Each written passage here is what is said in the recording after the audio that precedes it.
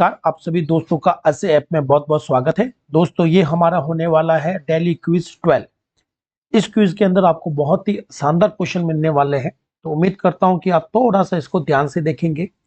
यहाँ जो क्वेश्चन है वो बहुत ही इंपॉर्टेंट रहते हैं एग्जामों में और काफी टफ एग्जामों में पूछे जाते हैं। चलिए देखते हैं कि हमारे पास कौन कौन से क्वेश्चन है। पहला क्वेश्चन ये है कि एक ट्रांजैक्शन फाइल स्टोर करती है। अब ये ट्रांजैक्शन फाइल होती क्या है, इसको थोड़ा सा समझिएगा। ट्रांजैक्शन फाइल ऐसा कोई शब्द कंप्यूटर के अंदर नहीं है दोस्तों। मान लेते हैं हम लोग किसी बिजनेस की बात कर रहे हैं, किसी कंपनी की बात कर रहे हैं, तो ये कोई एक कंपनी है और कंपनी के पास जब कोई काम होता है तो वहां पर कई सारी फाइलें बनती है। मान लेते हैं कंपनी के पास में 3 तरह की फाइल है, ए, बी और सी। अब कंपनी जो कि रात दिन सेल करती है, परचेज करती है, रोज उनका यहाँ सेल या परचेस होता है, वो सेल और परचेज जो है वो फाइल ए में मेंटेन करते हैं। फाइल बी जो है दोस्तों, ये प्रॉफिट और लॉस के लिए है। साल के अंत में बताया जाएगा कि प्रॉफिट और लॉस कितना हुआ है, वो यहां पर हमें लिखना है। और फाइल जो सी है, ये एम्प्लॉय की डिटेल है, या फिर आप कह सकते हो कंपनी की डिटेल है कि कंपनी कब स्टैब्लिश हुई है, ठीक है, कंपनी के ऑनर कौन है, इसकी हेल्पलाइन क्या है, ये सब कुछ इस फाइल में। तो कोई बिजनेस की कल्पना करें जहां 3 फाइलें हैं। ये जो सेल और परचेस वाली फाइल है, जिसमें डाटा डेली बेसिस पर चेंज होता है, ठीक है, डेली डेटा चेंज होता है, करेक्ट है। अगर मैं प्रॉफिट लॉस की बात करूं तो इसमें डाटा बहुत ही कम चेंज होता है या साल में एक बार चेंज होता है ना, तो हम लोग लिखेंगे ईयरली डेटा चेंज। और बात करते हैं यहां पर कि सर ये जो कंपनी की डिटेल है, कंपनी का नाम क्या है, उसका क्या विजन है, कंपनी की क्या हेल्पलाइन है, ये बहुत ही कम या फिर मान के चलो नो चेंजेस हो रहे हैं। तो किसी कंपनी में 3 तरह की फाइल की हम लोग बात कर रहे हैं, जिसमें डेली चेंजेस ज्यादा होते हैं, उस फाइल को हम लोग कहते हैं ट्रांजैक्शन फाइल। उस फाइल को हम लोग क्या कहते हैं दोस्तों, ट्रांजैक्शन फाइल कहा जाता है। जिसमें बहुत ही कम चेंजेस होते हैं या साल में 1 या 2 बार चेंजेस होते हैं, उसे हम लोग कहते हैं मास्टर फाइल। और जिसमें बिल्कुल चेंजेस नहीं होते दोस्तों, उसे कहा जाता है स्टैटिक फाइल। ये कोई फिक्स टर्म नहीं है दोस्तों, तो लेकिन यहां पर आप किसी बिजनेस के कंपैरिजन में आपको समझाया है, लेकिन अगर आप लोग ध्यान से देखें तो ट्रांजैक्शन फाइल उसको कहते हैं जिसमें डेली चेंजेस हो। वो चेंजेस किसी के भी रिगार्डिंग हो सकते हैं। मास्टर फाइल की बात करूं तो इसमें साल में या बहुत ही कम चेंजेस होते हैं, और जिसमें कभी चेंजेस ना हो उसको स्टैटिक फाइल कहते हैं। तो हमसे यही पूछा जा रहा है कि ट्रांजैक्शन फाइल जो है किस तरह का डाटा स्टोर करती है। तो पहला है डेटा दैट, जो शायद ही कभी बदलता हो, नहीं ये ऑप्शन नहीं आएगा। डेटा जो कभी नहीं बदलता है, ये भी नहीं आएगा। डेटा जो अक्सर बदलता है, यस, ये इसका परफेक्ट आंसर होगा सी। डेटा जो अक्सर बदलता रहता है और वो जिस फाइल में मेंटेन किया जाएगा उसी को हम लोग ट्रांजैक्शन फाइल कहते हैं। तो अल्टीमेटली ये क्वेश्चन कंप्यूटर और किसी बिजनेस को मिलाकर बनाया गया है। अच्छा क्वेश्चन था, इसका आंसर सी होगा। और अगर ये पूछा जाए कि भाई फाइल में डाटा कभी चेंज नहीं बदलता, उसको हम लोग कहते हैं स्टैटिक फाइल, करेक्ट है। जिसमें डाटा बहुत ही कम बदलता हो, है ना, शायद ही बदलता हो, उससे हम लोग कहते हैं मास्टर फाइल। तो हो सकता है कि नेक्स्ट टाइम एग्जाम में आपसे मास्टर या स्टैटिक फाइल के बारे में पूछ ले, लेकिन इस क्वेश्चन का सही आंसर होगा सी। अगले क्वेश्चन की ओर बढ़ते हैं और कहते हैं प्रोसेस डेटा और इंफॉर्मेशन से जो निष्कर्ष निकलते हैं वह क्या कहलाते हैं। दोस्तों, अगर मैं कंप्यूटर की बात करूं तो कंप्यूटर का काम है यूजर से डेटा लेना। हर कंप्यूटर यूजर से डेटा लेता है, इस पर वो प्रोसेस करता है और डेटा को वो किस में बदल देता है, इंफॉर्मेशन में। ये चीज दोस्तों हमारे पुराने कंप्यूटर में होती थी, लेकिन आजकल के वर्तमान में हमारे पास में एआई का लॉजिक है। अब एआई करता क्या है, एआई ऐसे सॉफ्टवेयर को कहते हैं जो स्वयं का डिसीजन ले, और डिसीजन लेने के लिए नॉलेज होना चाहिए, और नॉलेज तभी ज्यादा होगा जब इंफॉर्मेशन होगी। तो एआई काम कैसे करता है, एआई क्या करता है, खूब सारी इंफॉर्मेशन इकट्ठा करता है ताकि वो क्या बना ले, अपना एक नॉलेज बना ले। और जब नॉलेज अच्छा खासा बन जाएगा तो वो क्या कर सकता है, डिसीजन मेकिंग वो कर सकता है। या आप कह सकते हो कि साहब एआई में क्या आ गया है? दिमाग, विजडम, बुद्धिमत्ता। तो एआई जो है या कंप्यूटर की बात करो तो कंप्यूटर केवल डेटा को सूचना में बदलता है और एआई क्या करता है? सूचना से नॉलेज बनाता है और नॉलेज से अपना डिसीजन बनाता है। यही काम होता है एआई का। और ये जो सीक्वेंस है, डेटा से इंफॉर्मेशन बनाना, इंफॉर्मेशन से नॉलेज, नॉलेज से डिसीजन मेकिंग या बुद्धिमत्ता बनाना, यही एआई का मेन पर्पस रहता है। इसीलिए हमसे पूछा गया है कि प्रोसेस्ड डेटा, जिसको इंफॉर्मेशन भी कहते हैं, तो इंफॉर्मेशन का एक नाम और यहां पर दे रखा है प्रोसेस्ड डेटा, ऐसा डाटा जिस पर प्रोसेस लग चुका है। तो प्रोसेस डाटा या इंफॉर्मेशन से हमें क्या निष्कर्ष निकलते हैं? तो दोस्तों वो होगा नॉलेज, भी इसका परफेक्ट आंसर होगा। और जितना ज्यादा नॉलेज होगा उतना ही अच्छे से एआई डिसीजन लेता है। तो एआई की वर्किंग यहां पर डायरेक्टली पूछी गई है, तो इसका आंसर होगा बी, नॉलेज। क्वेश्चन ये कह रहा है डेटा प्रोसेसिंग चक्र किनसे बना है? बहुत ही कॉमन क्वेश्चन है राजस्थान का। तो दोस्तों अगर मैं कंप्यूटर की वर्किंग की बात करूं, कंप्यूटर की वर्किंग की मैं बात करूं, तो दुनिया के सभी कंप्यूटर क्या करेंगे? इनपुट जरूर लेंगे, इनपुट में वैल्यू जरूर लेंगे। हर कंप्यूटर वैल्यू लेता है जिसको इनपुट कहते हैं, और इनपुट के बाद में कंप्यूटर उस पर कार्य करेगा। जो वैल्यू या जो डेटा उसने लिया है तो उस पर कार्य करेगा, जिसे हम लोग कहेंगे प्रोसेस। और प्रोसेस करने के बाद जो रिजल्ट बनता है वो यूजर को लौटाया जाता है, इसे कहेंगे आउटपुट। आउटपुट देने के बाद कंप्यूटर दोबारा इनपुट लेगा, प्रोसेस करेगा, आउटपुट देगा। इसका मतलब है अगर किसी कंप्यूटर ने इनपुट लिया है तो गारंटी है या कंफर्म्ड है कि वो प्रोसेस भी करेगा और आपको एक आउटपुट भी देगा। ये क्रिया चलती रहती है कंप्यूटर में। इसी क्रिया को हम लोग कहते हैं processing cycle. Processing cycle, processing का चक्र। तो प्रोसेसिंग करने के लिए इनपुट लेना जरूरी है और प्रोसेसिंग के बाद में आउटपुट देना जरूरी होता है, और काम निरंतर चलता रहता है। इसी को प्रोसेसिंग साइकिल या प्रोसेसिंग चक्र कहा जाता है। करेक्ट है? तो बात करेंगे हम लोग प्रोसेसिंग साइकिल की या प्रोसेसिंग चक्र की। तो इसमें क्या क्या इनपुट और क्या क्या चीजें इसमें इंक्लूड होती है? तो केवल इनपुट आउटपुट प्रोसेसिंग साइकिल नहीं बना सकता, इनपुट आउटपुट प्रोसेसिंग, करेक्ट है, और एक है आउटपुट प्रोसेसिंग और एक है आउटपुट साइकिल। तो जाहिर सी बात है इनपुट आउटपुट प्रोसेसिंग यही मिलकर हमारा क्या बनाएगा? प्रोसेसिंग चक्र बनाता है। हर कंप्यूटर इसी पर काम करता है, इसी को हम लोग कहेंगे प्रोसेसिंग साइकिल। करेक्ट है? तो इसका सही आंसर बी हो जाएगा दोस्तों। अगले क्वेश्चन की ओर बढ़ते हैं। क्वेश्चन में पूछा है गणितज्ञ है कंप्यूटर विज्ञान के अग्रणी की पहचान करें। मतलब यहां पर आपको कुछ साइंटिस्ट लोगों के नाम दे रखे हैं जो गणितज्ञ भी हैं और उन्होंने कंप्यूटर विज्ञान में बहुत बड़ा योगदान दिया है। फिर आगे डिटेल दे रखी है, उन्होंने एक ऐसी मशीन विकसित की है जिसे या जिससे किसी भी कंप्यूटर के एल्गोरिथम के तर्क का अनुकरण रूपांतरित किया जा सकता है और प्रक्रिया या क्रिया के स्वचालन में भी सक्षम है। उस मशीन को उन्हीं का नाम दिया गया। तो ये क्वेश्चन काफी घुमा फिरा के पूछा गया है दोस्तों। हम बात कर लेते हैं यहां पर सीधा उस व्यक्ति की, वो है मिस्टर एलन ट्यूरिंग।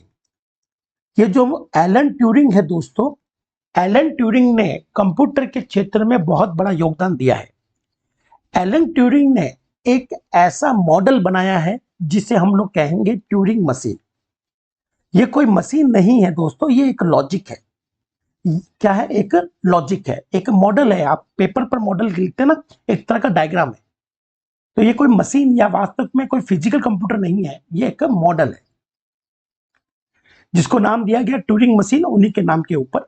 अब ये जो ट्यूरिंग मशीन है ये बताती है कि किस तरह से कंप्यूटर वर्क करेगा, कंप्यूटर वर्क ऑटोमेटिकली कैसे करेगा।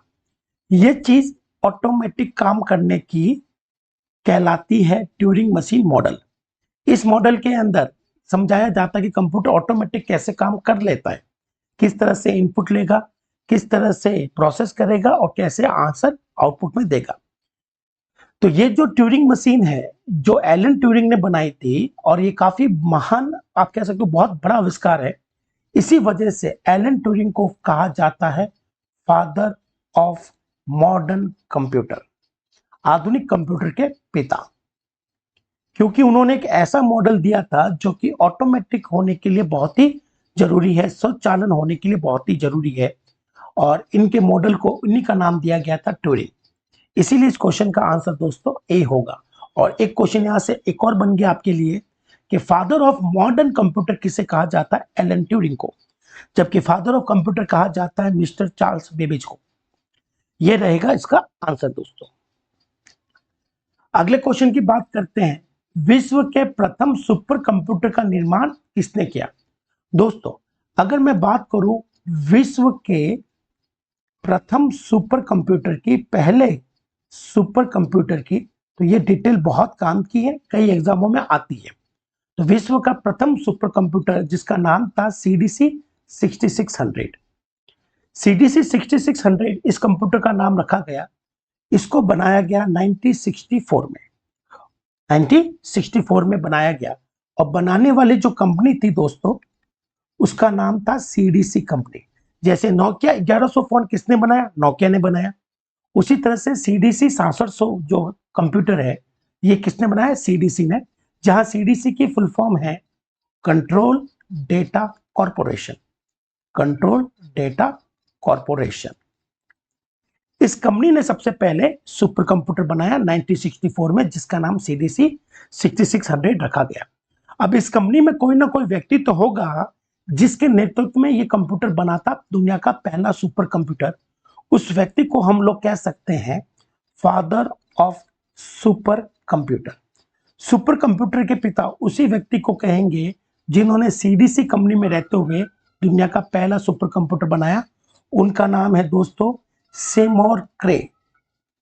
सेमोर क्रे उस व्यक्ति का नाम था, क्योंकि क्रे ने ही दुनिया का पहला कंप्यूटर बनाया। इसी वजह से CDC 6600 को क्रे कंप्यूटर भी कहा जाता है। जब भी पूछा जाता है कि विश्व का पहला सुपर कंप्यूटर कौन सा है, तो CDC 6600 की जगह क्रे कंप्यूटर नाम दिया जाता है। तो ये आपको याद होना चाहिए, ये सारे क्वेश्चन इसके आसपास बनते हैं। और हमसे पूछा विश्व का पहला सुपर कंप्यूटर का निर्माण किसने किया, तो कंपनी का नाम पूछा जा रहा है। सही आंसर है CDC। अगले क्वेश्चन की ओर चलते हैं। क्वेश्चन ये कह रहा है कि कौन सी प्रक्रिया यह सुनिश्चित करती है कि कंप्यूटर के सभी भाग कार्य कर रहे हैं तथा ठीक से जुड़े हुए हैं। तो हमें चार चीजें यहां पर दे रखे हैं, चार कार्य दे रखे हैं। हमें बताना है वह कौन सा कार्य है जो यह सुनिश्चित करता है कि कंप्यूटर के सभी हार्डवेयर प्रॉपरली काम कर रहे हैं। दोस्तों कंप्यूटर, हम लोग बहुत बार ये कहते हैं कि कंप्यूटर में केवल दो ही भाग होते हैं, हार्डवेयर जो कि सारे काम करता है और सॉफ्टवेयर जो कि हार्डवेयर को निर्देश देता है। तो सॉफ्टवेयर ही है जो हमारे हार्डवेयर को चलाता है, हार्डवेयर की देखरेख करता है। तो हम उस सॉफ्टवेयर की बात करेंगे जो कंप्यूटर के हार्डवेयर को चलाने के लिए या ठीक से काम कर रहा है या नहीं कर रहा, उसकी चर्चा करेंगे। वो है दोस्तों OS।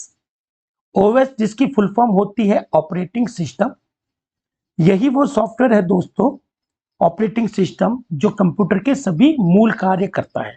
हार्डवेयर चलाना, कंप्यूटर के सभी भाग जुड़े हुए हैं या नहीं, इनकी देखरेख करना OS का काम होता है। हर कंप्यूटर में ये होगा, ठीक है। तो मैं यहां लिख देता हूं, सभी कंप्यूटर में होगा। क्या होगा? सभी कंप्यूटर में OS होता है, क्योंकि अगर OS नहीं होगा तो उस कंप्यूटर के हार्डवेयर काम नहीं करेंगे। और OS को चलाने की प्रक्रिया है, OS को स्टार्ट करना, इस क्रिया को हम लोग कहते हैं बूटिंग। तो OS को स्टार्ट करना बूटिंग कहलाता है। तो जब कंप्यूटर में OS शुरू होता है तो कौन सा प्रोसेस चलता है? बूटिंग। और बूटिंग के दौरान ये तय होता है कि सारे भाग सही कार्य कर रहे हैं या नहीं कर रहे। तो इन चारों ऑप्शन में से इस क्वेश्चन का आंसर रहेगा ए, बूटिंग। मतलब आप ये इनडायरेक्टली कह सकते हो कि साहब ऑपरेटिंग सिस्टम ही है जो कंप्यूटर के हार्डवेयर को कार्य करवाता है और ये भी सुनिश्चित करता है कि सारे हार्डवेयर प्रॉपरली काम कर रहे हैं या नहीं कर रहे। तो इस क्वेश्चन का आंसर क्या हो जाएगा? बूटिंग।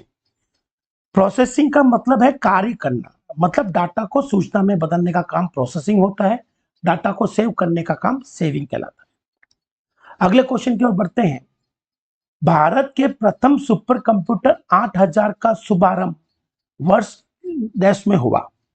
तो भारत का जो पहला सुपर कंप्यूटर है दोस्तों, वो है परम 8000।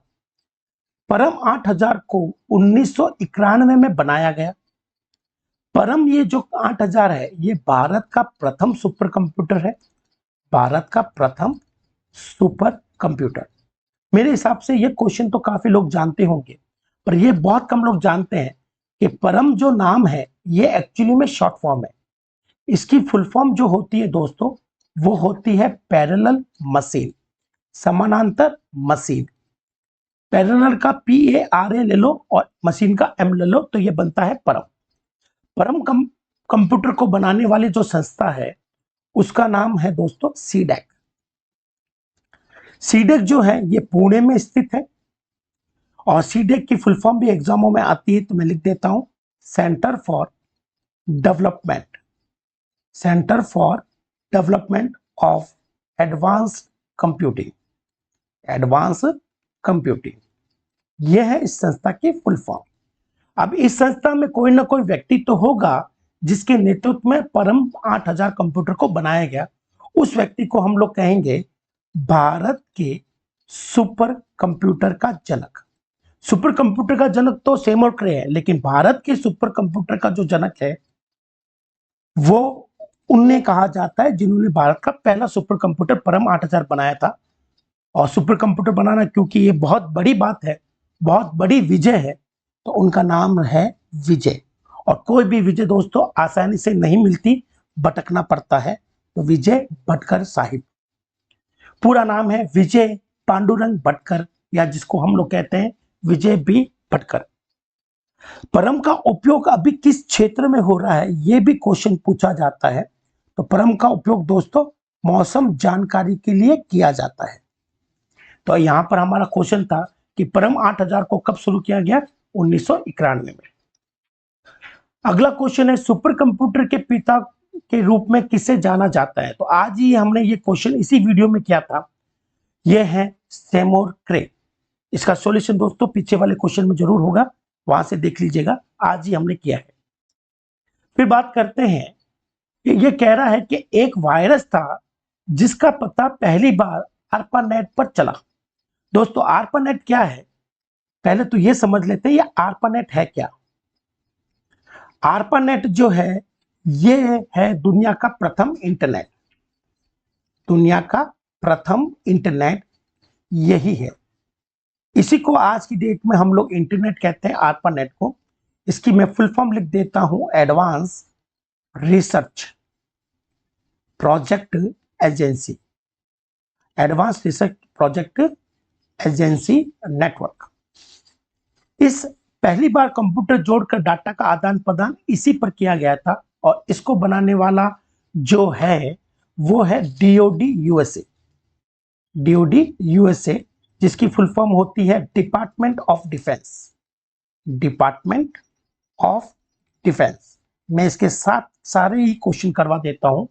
ARPANET को पहली बार 1969 में बनाया गया और कंप्यूटर में डाटा का आदान प्रदान किया गया। आगे चलकर यही दुनिया के सारे कंप्यूटर इसी में जुड़ते गए, और आज इसी चीज को इंटरनेट के नाम से जानते हैं। ये जो ARPANET है, इसकी ये जानकारी आपके बहुत काम आएगी। अब बात करते हैं कि ARPANET पर पहला वायरस कौन सा था। कहने का मतलब है दुनिया का प्रथम वायरस, दुनिया का प्रथम वायरस आपसे पूछा जा रहा है जो इंटरनेट पर था। तो दुनिया का दोस्तों प्रथम वायरस जो है, उसका नाम था क्रीपर। क्या नाम था? क्रीपर नाम था दुनिया का पहला वायरस। क्रीपर जिसका मतलब होता है लता।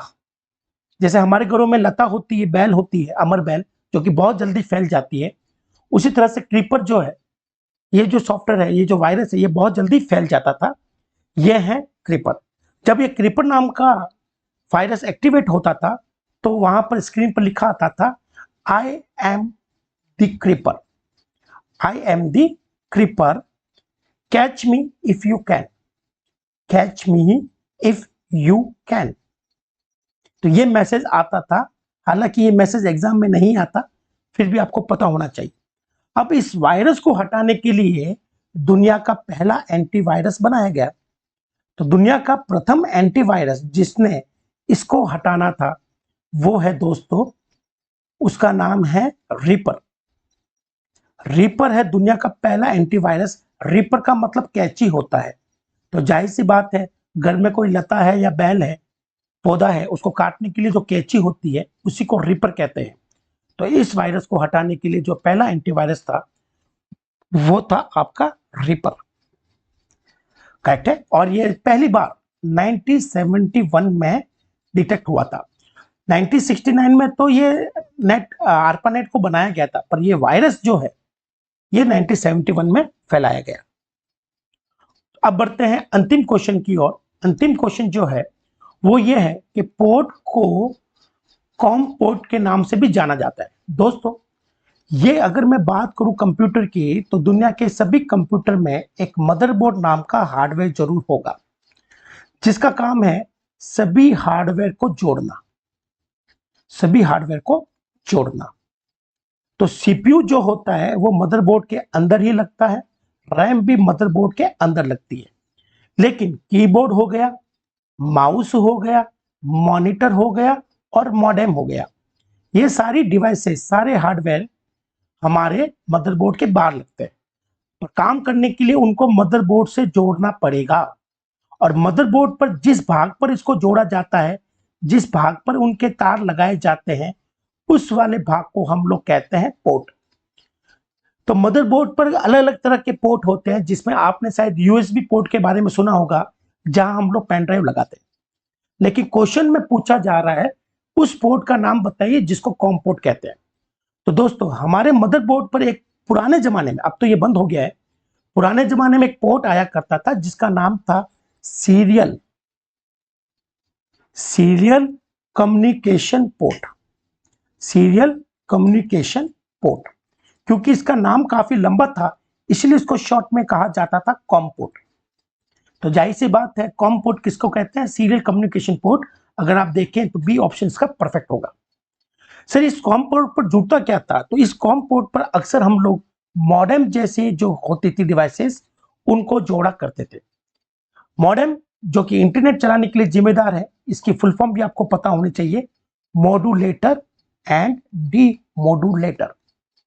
यह है मॉडेम की फुल फॉर्म। और यह हार्डवेयर इंटरनेट कनेक्शन के लिए जरूरी होता है, इंटरनेट चलाने के लिए होता है। तो एक क्वेश्चन और हो गया मॉडेम की फुल फॉर्म, और हमारे इस क्वेश्चन का आंसर हो गया सीरियल। तो दोस्तों, ये थे हमारे 10 क्वेश्चन, जहां हमने इस डेली क्विज को, जो अच्छे क्वेश्चन थे उनको हमने एक्सप्लेन किया है। उम्मीद करता हूं कि आपको ये क्वेश्चन समझ में आए होंगे, और आप रेगुलर बेसिस पर ऐप के अंदर डेली क्विज जरूर दीजिएगा। क्वेश्चन की प्रैक्टिस भी हो जाएगी, वीडियो सॉल्यूशन भी आपको मिलेगा। इसी के साथ इस वीडियो को यहीं समाप्त करते हैं। नेक्स्ट वीडियो में फिर नए क्वेश्चन के साथ में दोबारा मुलाकात होगी। तब तक के लिए जय हिंद, जय भारत।